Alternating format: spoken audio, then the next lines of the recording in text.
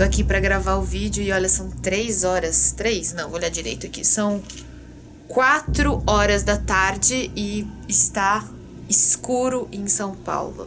Eu vou precisar acender todas as luzes aqui porque tá tudo escuro. Eu acho que isso vem bem a calhar com o clima do vídeo de hoje.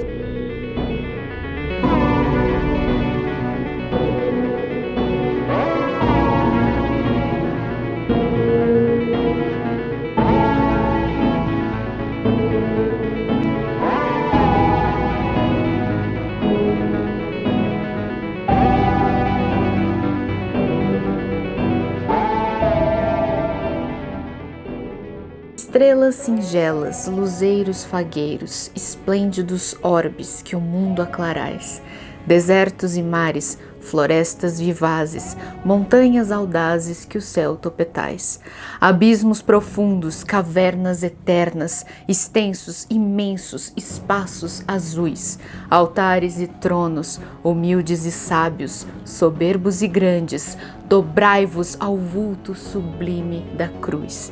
Só ela nos mostra da glória o caminho, só ela nos fala das leis de Jesus. Estamos começando mais um episódio da série Medo Imortal, que é oferecido pela editora Darkside, e eu resolvi abrir o episódio de hoje sobre o poeta Luiz Nicolau Fagundes Varela com um exemplo da sua produção poética pela qual ele ficou mais conhecido.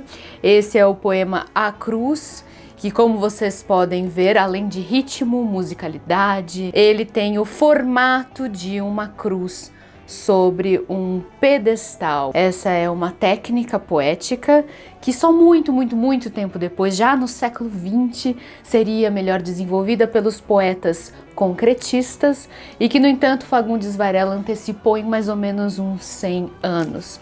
Resolvi introduzir o episódio de hoje com esse poema que eu considero muito bacana, ele tem um ritmo, uma musicalidade muito envolventes, porque eu quero apresentar para vocês esse poeta que talvez tenha caído um pouco no esquecimento, talvez só os acadêmicos estudem Fagundes Varela hoje em dia, mas que vale a pena a gente recuperar a memória e a tradição dele, porque ele foi um cara muito original. Fagundes Varela é patrono da 11ª cadeira da Academia Brasileira de Letras, foi mais um poeta que morreu bem antes da fundação da Academia, mas que os fundadores, liderados por Machado de Assis, consideraram importantes o suficiente na história da literatura brasileira para abrigar, para se tornar patrono, inspirador de um dos 40 assentos. Assim como Bernardo Guimarães, que foi personagem do nosso último episódio, Fagundes Varela também seguiu a tradição do ultrarromantismo,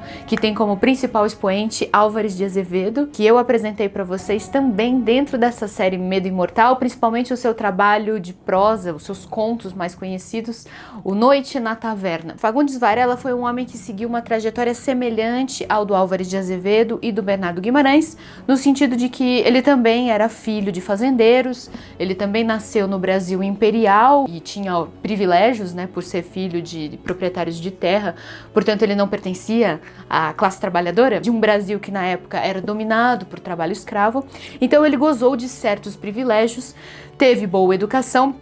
Seu pai era juiz e, portanto, ele durante a infância mudou-se de cidade muitas vezes, mas a questão é que mais pra frente, quando ficou mais velho e concluiu os estudos básicos, Fagundes Varela também seguiu o mesmo caminho dos outros dois autores, ele foi estudar direito em São Paulo, só que ele teve uma trajetória muito mais complicada até mesmo que Álvares de Azevedo. Álvares de Azevedo entrou para a história como um poeta boêmio, melancólico, romântico, que tinha saúde frágil, que era atormentado pelo risco da tuberculose, que bebia muito, estava sempre achando que ia morrer e de fato morreu antes de completar 21 anos. Não foi em consequência da vida boêmia, no entanto, ele caiu do cavalo, se machucou todo e acabou morrendo por causa disso.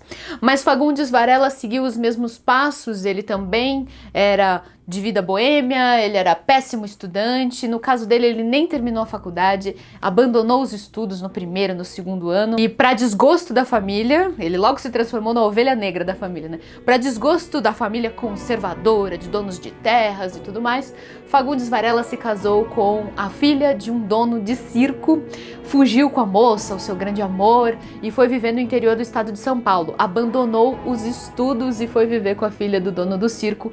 Só que a vida o perseguiu com algumas tragédias. Nesse caso ele não teve culpa. Ele teve um filho, né, um filho com essa moça que morreu ainda bebê. Ele sofreu muito a perda desse filho. Inclusive ele escreveu em homenagem a essa criança um dos seus poemas mais conhecidos, que é O Cântico do Calvário, um poema triste, triste, triste, em que ele fala sobre a tristeza de perder o seu bebê. E depois, alguns anos depois, a esposa dele também morreu e ele ficou viúvo.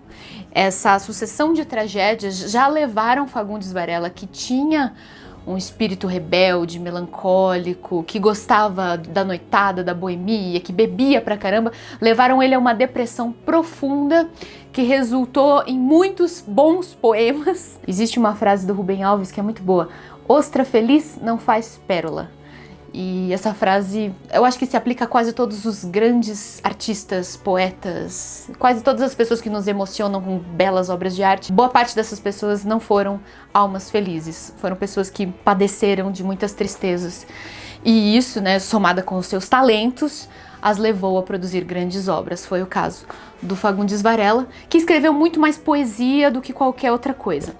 No entanto, e aqui a gente entra no nosso tema do vídeo de hoje, Fagundes Varela também tem uma produção em prosa. São contos de terror, de fantasia, de imaginação, que se tornaram praticamente desconhecidos dos leitores brasileiros.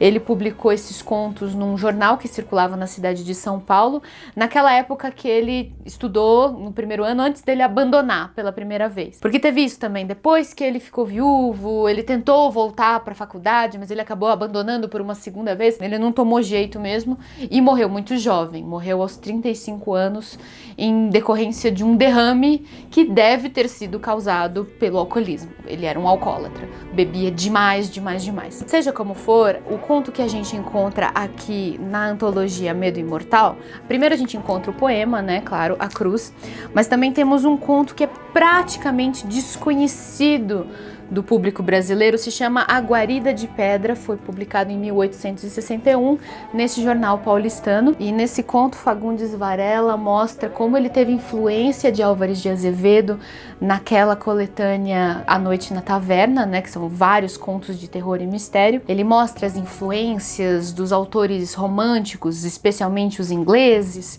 só que ele transporta tudo isso para um território brasileiro.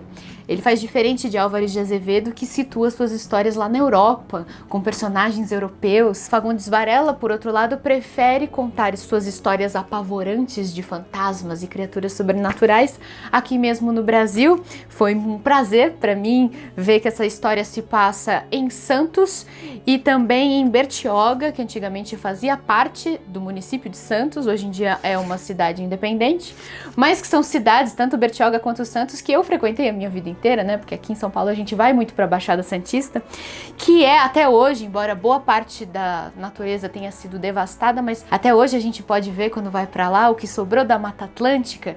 Ainda é muito verdejante a Serra do Mar, principalmente para os lados de Bertioga, ainda tem muita mata preservada. Então Fagundes Varela traz um pouco desse clima litorâneo, com as florestas, com o mar. Ele situa a história de terror dele aqui no Forte de Bertioga, que existe até hoje. Foi um dos primeiros fortes que os portugueses construíram no litoral de São Paulo para proteger as colônias, né, as recém-criadas colônias das invasões estrangeiras, dos espanhóis, dos franceses. E sempre houve soldados que ficavam lá de guarida, protegendo o forte, e a história que ele conta aqui são histórias de fantasmas que os soldados contam uns para os outros. À meia-noite eles precisam tomar sempre muito cuidado, porque espíritos começam a aparecer enquanto eles estão ali dentro de uma espécie de uma casinha de pedra que ficava dentro do forte, que era completamente apavorante, porque você só tinha duas janelinhas bem pequenas que davam para o mar. Imagina de noite sem luz elétrica, né? Aquele abismo escuro. E embaixo, né, naquela estrutura de pedra, tinha uma espécie de respirador, uma espécie de buraco para haver circulação de ar, só que você conseguia ver embaixo as ondas batendo nas rochas. Então aquilo de madrugada, para os soldados que ficavam lá de guarda, devia ser uma coisa absolutamente apavorante. Escuro, barulhento, barulho das ondas. Então é um ambiente propício para contar histórias de fantasmas. Exatamente isso que a gente vai encontrar aqui em A Guarida de Pedra, um conto semi-desconhecido de Fagundes Varela, que você vai encontrar aqui na antologia Medo Imortal, como eu tenho reforçado para vocês ao longo dos vídeos dessa série. É uma antologia que foi atrás dos autores que participaram da fundação da Academia Brasileira de Letras ou foram os patronos da Academia Brasileira de Letras, como é o caso do Fagundes Varela, e essa antologia resolveu buscar, dentro da produção desses autores, trabalhos de mistério, terror, de fantasia, de suspense, um gênero literário que não se desenvolveu assim tão bem no Brasil ao longo do século XX, mas que tem nesses autores antigos do século XIX uma produção muito interessante. Nós temos sim tradição em literatura gótica no Brasil e é exatamente isso que essa antologia Medo Imortal se propõe a redescobrir e reapresentar para os leitores da atualidade. E como vocês sabem, ao longo dessa série eu estou passando autor por autor, conto por conto, em ordem cronológica, então se você compra o livro, você vai conseguir ir acompanhando comigo meus comentários, minhas explicações a respeito do livro completinho. Todos os autores que aparecem aqui vão ganhar um episódio dentro da série Medo Imortal. É a sua oportunidade de praticamente ler o livro junto comigo. Eu vou colocar aqui embaixo na descrição do vídeo o link para vocês comprarem o livro lá no site da editora Darkside. É a loja Dark que eles chamam. E comprando lá no site você ganha um brinde, um set de cards com cada um dos autores presentes na antologia. Então é bem bacana, tá aqui embaixo na descrição o link para você comprar o livro. Quero agradecer a todos os meus padrinhos e madrinhas que me ajudam, que colaboram com esse projeto. Se você quiser ajudar esse canal a continuar existindo e produzindo conteúdo sobre literatura clássica e literatura contemporânea também, participe e conheça a nossa campanha. O endereço também tá aqui embaixo. Um beijo a todos, a gente se vê na sexta-feira. Até mais!